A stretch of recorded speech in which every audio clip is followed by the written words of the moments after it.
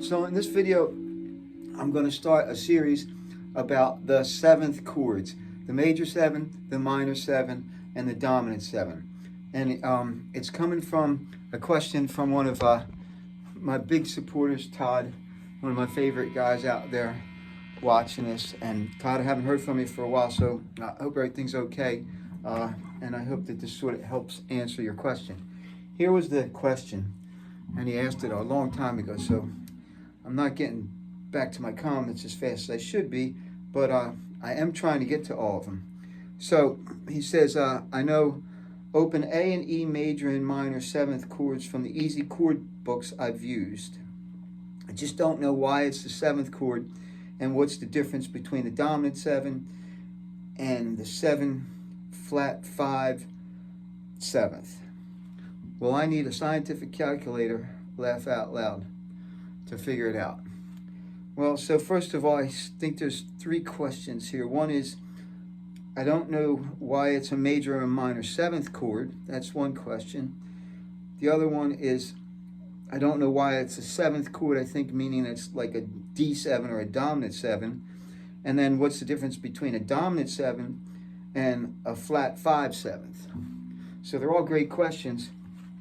And Todd does understand a lot about theory, at least about triads and major scales and stuff like that. He knows major triads, minor triads, how to build the chords, how to build the arpeggios.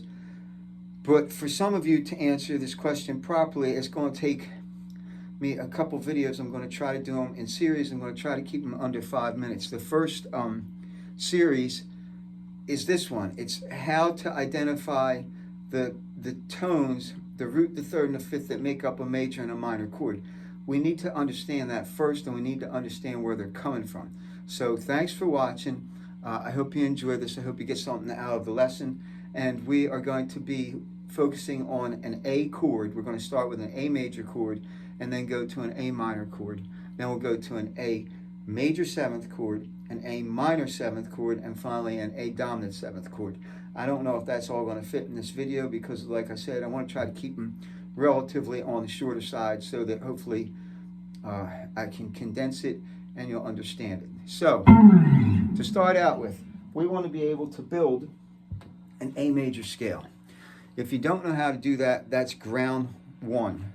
A major scale consists of a note, in this case A, and you move up a whole step to B, that's called the major 2nd, and you move up another whole step to C sharp, that's called the major 3rd, and then you move up 1/2 step, that's called a perfect 4th, and then you move up another whole step to what's called the perfect 5th, and then you move up another whole step to what's called the major 6th, and finally you move up another whole step to what's called the major 7th, and then you move up one more fret to the octave or the perfect 8.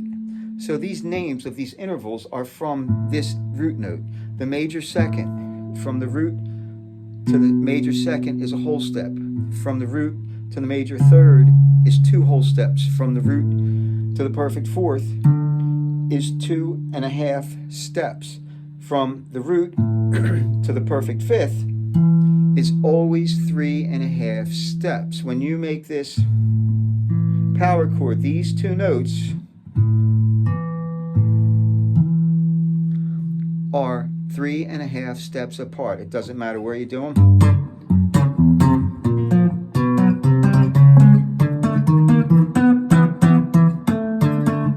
Major third from D is always, the perfect fifth is always 3.5 steps up.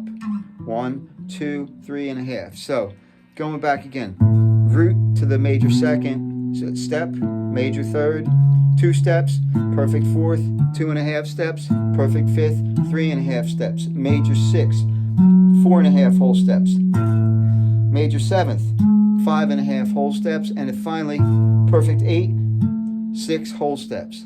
They're how you measure your intervals. Hopefully you get that. Hopefully you know how to play.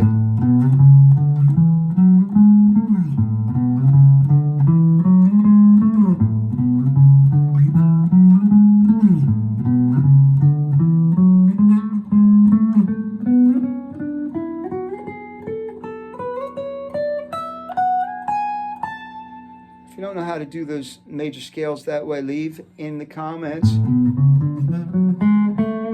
and I will help you.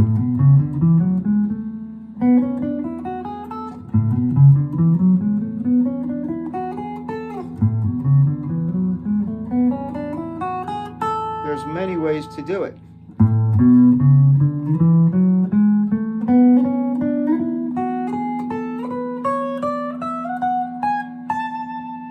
A lot of different ways to play the major scale. If you want help with it, again, let me know in the comments.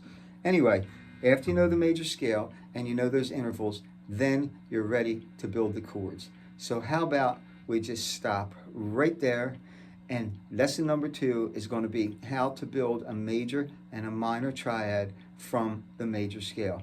Again, thank you for watching, and I hope you enjoyed this lesson and this series. I don't know if I'm going to start every series with it, but I like the chord progression in the beginning. It involves an A chord, an A major 7, an A dominant 7, an A6, then it goes out of key to F major 7, to an E minor 9, to an E flat diminished, to an E7. And it was a real lot of fun to play over for you, and I'm going to do it again. Have a great day. This was lesson number 1. Watch lesson number 2, and we will learn how to build the minor triad and the major triad. The minor triad, the major triad, starting on A note, and the next lesson after that will be where the 7th chords come from. So thanks again, Todd, for the question, and thank you all for watching. Have a great day. Hope you get to play a lot of guitar.